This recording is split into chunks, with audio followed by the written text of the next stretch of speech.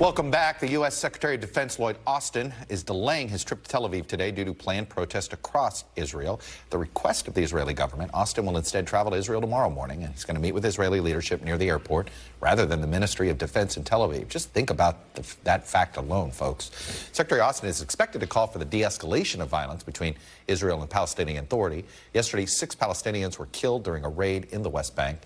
Our foreign correspondent, Raf Sanchez, is based in Tel Aviv, and he has more with this report. Chuck, Secretary Austin's plans to visit Israel have been completely scrambled by the domestic political crisis here.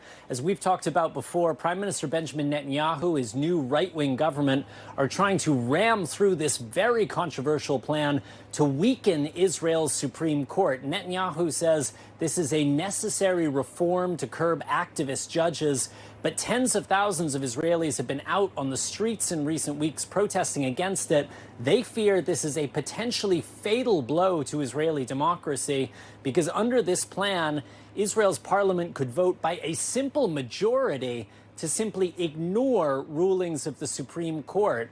Now, protesters will be out on the streets on Thursday blocking major highways, and that has totally overturned Secretary Austin's original plan, which was to come here to Tel Aviv to meet his Israeli counterpart at Israel's defense ministry. Instead, he's going to fly into Israel's Ben Gurion airport, do his meetings there, and fly out without ever leaving the airport compounds.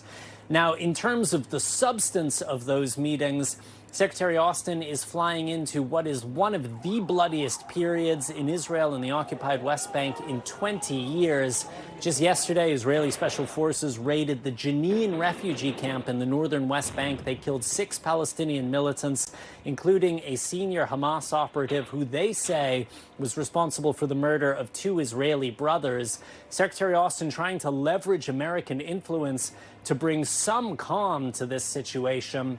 We're expecting him to urge the Israelis to scale back these military raids in the daytime, because that leads to a situation where you have Israeli forces confronting these very large, angry Palestinian crowds, and you often end up with a lot of people killed as a result.